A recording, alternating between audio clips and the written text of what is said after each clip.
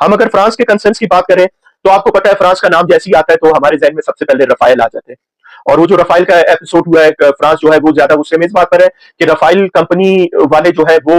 India गए हुए हैं काफी दिनों से, और वो वहां पे बैठे हुए हैं और वो इंडियन एयरफोर्स को कह रहे हैं कि जी हमने आपको जितने भी रफाइल्स दिए हैं, आप उन रफाइल्स की हमारे साथ जिसे कहते हैं कि इंस्पेक्शन हमें कराएं, उनकी नंबर हमें बताएं, काउंटिंग हमें दे, हमें पता लगे कि कितने रफाइल्स आपके सही सलामत है और कितने डैमेज है। और इंडिया वो करने को तैयार नहीं है, क्योंकि इंडिया हम तो अभी ये क्लेम कर रहे हैं कि उनके 4 रफाइल्स हमने मार गिराए, लेकिन जिस तरीके से इंडिया बिहेव कर रहा है लगता है कि मे भी उनके इससे ज्यादा रफाइल्स जो है वो डैमेज हुए, जिसकी वजह से वो रफाइल कंपनी को वो नहीं छोड़ रहे वहां आगे आने के लिए। और इसके अलावा फ्रांस का एक जो और बड़ा कंसर्न है वो डिफेंस कॉन्ट्रैक्ट्स का है,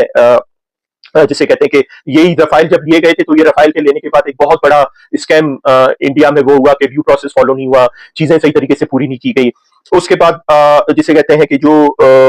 कमर्शियल एक्सेस है, फ्रांस इंडिया को ये कहता है कि जी मिलिट्री वाइज आप हमसे इतनी चीजें लेके जाते हो, रफाइल आपने हमसे खरीदा है, और आप और भी मिलिट्री इक्विपमेंट हमसे लेते हो, सबमरीन हमसे खरीदते हो, ये सारी चीजें करते हो, लेकिन उसके बावजूद जब कमर्शियल बिजनेस की बारी आती है तो आप हमें कमर्शियली अपने कंट्री में वो एक्सेस प्रोवाइड नहीं कर रहे हो कि जो आपको करने चाहिए। हम आपकी इतनी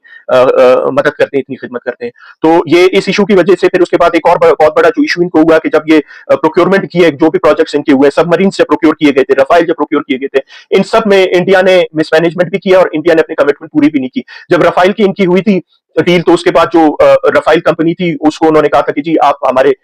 इंडिया में आके इन्वेस्टमेंट कर सकते हैं, तो वो इन्वेस्टमेंट के लिए फिर उन्होंने रिलायंस कंपनी का जो है वो सिलेक्ट किया था, लेकिन उसके बाद वो कमिटमेंट थी वो पूरी नहीं हो सकी, जिसकी वजह से फ्रांस अभी तक भी इंडिया से नाराज है। तो इसकी वजह से फ्रांस भी इस बात पे बिल्कुल राजी नहीं है कि इंडिया जो है वो आके G7 समिट को वो अटेंड करे।